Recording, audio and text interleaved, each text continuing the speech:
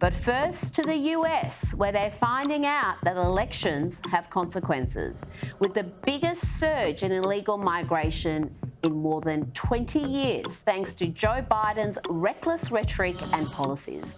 Yes, we're looking at illegal migrants on the Mexican border with Joe Biden T-shirts waiting to cross. This is Ciudad Acuña. This is Mexico right here, where we have been watching a steady stream of hundreds of migrants crossing the Rio Grande illegally. Brian will pan left here. They're crossing the Rio Grande illegally over a dam, and they are slowly walking over to the United States, where there is a massive crowd of these migrants who have gathered. They go over there, they bathe in the river, they change their clothes, and then they walk down a dirt path towards where that international bridge is, which is where this crisis first started. Sources are telling me the number of migrants under that bridge has now swelled to more than 14,000. Consider that on Wednesday morning, it was just over 4,000. So these numbers are absolutely exploding. And the reason why that's happening is what you just saw in the river right here. These migrants continue to show up by the hundreds pretty much every single hour. These Border Patrol agents are completely overwhelmed. It doesn't matter how many of them are bussed out. Fox's Griff Jenkins reporting that about 1,900 migrants were processed here just in the last 24 hours. That's not going to cut it when you got 14,000 under the bridge with more coming. How are they supposed to keep up with that? This is not only a humanitarian crisis, it's a crisis in every way, shape, and form. Now to our ABC News exclusive on the crisis at the border. Our first look at video inside one of the facilities that has been overwhelmed by the surge in migrants. Our chief White House correspondent, Cecilia Vega, is outside that facility. It's in Donna, Texas. Good morning, Cecilia. Hi, Robin. Good morning to you. Yeah, we were out late last night talking to migrants who just crossed. We talked to young children, 2 boys, 7 and 9 years old. They are traveling by themselves, and there are so many children just like them who will likely end up in facilities just like this one behind me, severely overcrowded, no place for a child. Inside this tent facility on the southern border, so many children, they are sleeping on floors, side by side, huddled under foil blankets. The Biden administration refusing to allow journalists in to see for themselves, sources providing this first look. This video shot by Customs and Border Protection last week, obtained exclusively by ABC News. Only 250 people are supposed to be held here. Instead, there are close to 4,000. But this is no place for children, crammed into pods, one pod housing more than 400 boys. They are scared and they are hungry. The Border Patrol takes them into custody after we met them. They got brought to a place like this facility here behind me. We are seeing so many kids being housed in these facilities way past the 3 days that they are legally allowed to be here. We don't give up. We stay focused. We continue to do the job and the mission that we signed up for. Defend the Constitution. It's not hard to say it. It may be hard for you to say it, but I've been doing this for 31 years. It's not hard for me to say it. Every day I wake up and I'm committed to this organization and I'm committed to each one of you. You're getting bogged down in the policies and the politics. What's that? That's what Chief's got left. Why are you guys getting caught up in some matches? Right? There's a mission out there. I've been doing this job as long as y'all. That's a problem. What's that? That's a problem, Chief. For evil to triumph is for good men to do nothing. That's exactly what's happening here. Good men are doing nothing. You're allowing illegal aliens to drop off communities. House Republicans accusing the administration of leaving more than 800 U.S. citizens behind. That's more than 8 times what the White House has previously disclosed. They said they wouldn't leave a single person behind. The GOP report also claims armed U.S.-trained Afghan soldiers were forced to defect to Iran to escape the Taliban when they didn't get help from the United States. Also at this hour, the U.S. Senate Foreign Relations Committee has released a new report on Biden administration's withdrawal from Afghanistan. The report has found that as many as 9,000 Americans were left behind in Afghanistan during the disastrous withdrawal. Secretary of State Antony Blinken originally claimed that the number was closer to 100 to 150. The administration stuck to that story, despite many outlets reporting evidence to the contrary. Tonight, the Taliban parading what it says is some of the billions of dollars worth of American weapons and equipment they now have in their arsenal. as the Biden administration weathers fierce criticism for the Americans left behind when U.S. forces withdrew. We do have a lot of news to get to this morning, starting with that chaos following the horrific attack outside the Kabul airport. This is now the deadliest attack on U.S. forces in Afghanistan in more than a decade. United in grief. And as you say, although Afghans have seen many days like this, this was the worst single attack in the U.S. force history in the country in over 10 years. And to the somber homecoming for the 13 brave Americans killed in Thursday's attack at the Kabul airport. 11 Marines, 1 Army soldier, and a Navy corpsman, most of them in their early 20s. In reference to the checking of his watch, that didn't happen just once. That happened on every single one that came out of that airplane. It happened on every single one of them. They would release the salute, and he looked down at his watch on every last one, all 13. He looked down at his watch. And as a father, you know, seeing that and the disrespect and hearing from his former leaders, one of his master sergeants said exactly what you just said, that this was avoidable, that they left them over there, they had them over there, and let them down. Mark, you want to comment on the watch incident? Did you notice the same thing? Yes, I did. I actually leaned into my son's mother's ear and I said, I swear to God, if he checks his watch one more time, and that was only probably 4 times in, I couldn't look at him anymore after that.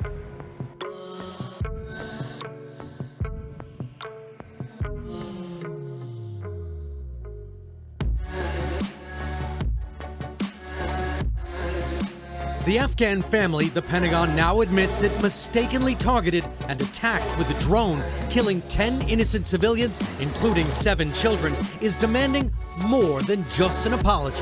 Moments after the last U.S. military plane took off from Kabul, the Taliban took possession of the airport, taking photographs in American military aircraft, which had been disabled, carrying the weapons that the U.S. government bought for the Afghan army. If you've taken a recent trip to your local grocery store or retail store, you may have noticed some sparse or even empty shelves. Things like toilet paper, cleaning supplies, appliances, smartphones, toys, all are running low due to issues with the supply chain. It didn't take long. The radar suddenly filled with ships.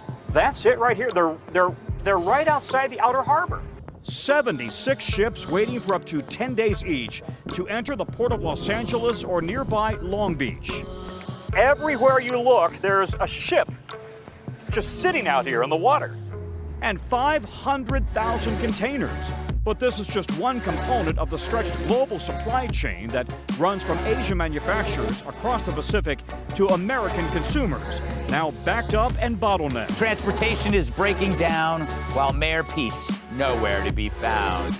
It's yet another Biden administration fail, as Petey doesn't even leave an out-of-office email. As a cabinet secretary, why didn't you or the Department of Transportation make an official announcement when you went on parental leave, and why did you not appoint an acting secretary while you were away? Well, from one coast to another, U.S. importers having deja vu. Shipping container backups now being triggered on the East Coast, while the West Coast is still trying to get back on track. Ports in New York and New Jersey, all the way down to Georgia and the Gulf Coast of Texas now being affected. The influx has left 200,000 empty containers clogging up the ports in New York and New Jersey. Okay. Omicron is spreading. It seems like everyone has had it, even those who've been double and triple vaccinated. I think it's fair to say President Biden has failed to shut down the virus as he promised. He's also seemingly squandered the trillions of dollars that were allocated for coronavirus relief, turning down efforts to ramp up the production of rapid home tests, failing to make it easy to get treatments like monoclonal antibodies widely available. Instead, the administration spent the last year just demonizing unvaccinated people, pushing unconstitutional mandates, allowing Fauci to further shred the credibility of the public health establishment. All of this was unproductive. And the fact is now more people have died under Biden's coronavirus watch than under Trump's. And remember, Biden campaigned on this as a candidate. He said anyone who is responsible for that many deaths should not remain president of the United States of America. On January 20th, 2021, the day that President Trump left office, there were over 424,000 COVID-19 deaths. Compare that to the latest count. As of September 1st of this year, there have been well over 1 million deaths due to COVID-19. So we did the math and found out that there have been over 617,000 deaths since President Biden took over. We're getting new data today showing just how much more we're paying for virtually everything. The latest numbers show prices in December spiked more than expected, up 0.5% compared to November. Now, compared to 2020, inflation rose 7% for the year. That's the largest yearly jump in consumer prices in 40 years. You know, you and I were talking about this last month, and we were saying, oh, maybe inflation peaked. Clearly, it has not. If you look at today's report, inflation up 1% month over month, 8.6% year over year. The big culprit, you talked about it, gas prices now flirting with $5 a gallon, which tells us that even in the month of June, inflation is still going to hang out at not just a 40-year high, we're now at a fresh 41-year high. In addition to gas prices, food, broad-based, not just meat anymore. Started out with meat being the higher prices. Now it's food across the board going up, and rent as well. So it's all of the essentials continuing to move upward. And I'm going to go back in this energy complex and take a look at something that I know is pretty much where Americans notice this most immediately, right? And that's got to be in gasoline. If you look at gasoline futures and this surge that we have seen, 60% in gasoline futures is what we've seen year to date, Saz, and that's thing number 3. It is not unusual for the price of gas to change by a few cents from week to week, but right now gas prices are the highest they have been in 7 years. In fact, the national average is about $3.25 a gallon. That's a full dollar higher than it was this time a year ago. And in some parts of the country, like California, drivers are paying more than $5 a gallon. Julie, they're also going to notice in their whole wheat bread prices, here comes $10 a loaf. But anyway, on gas prices, some new data out of Gas Buddy that tracks gas prices across the country. Let me hit 3 points here. First, gas prices have gained 11% in the past 7 days. I go into this a little bit more in a story on the Yahoo Finance homepage now. Check down there. Next up, national average gas prices are just 10 cents below the all-time record high of a little over about $4.10 a gallon from July 17th, 2008. Check done. And last but not least, California has the highest average gas price in the country at $5.28 a gallon. And Julie, this may just be a start here. While this horrible situation has gotten a particularly high amount of attention, there are roughly 1,000 cases a year of a train derailing. Why didn't he visit it? Why did he spend his time in Washington cracking these lame jokes? I have no sympathy for him.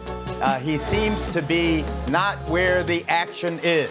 Train derailments, for instance. He's never there, train derailments there are on average in America.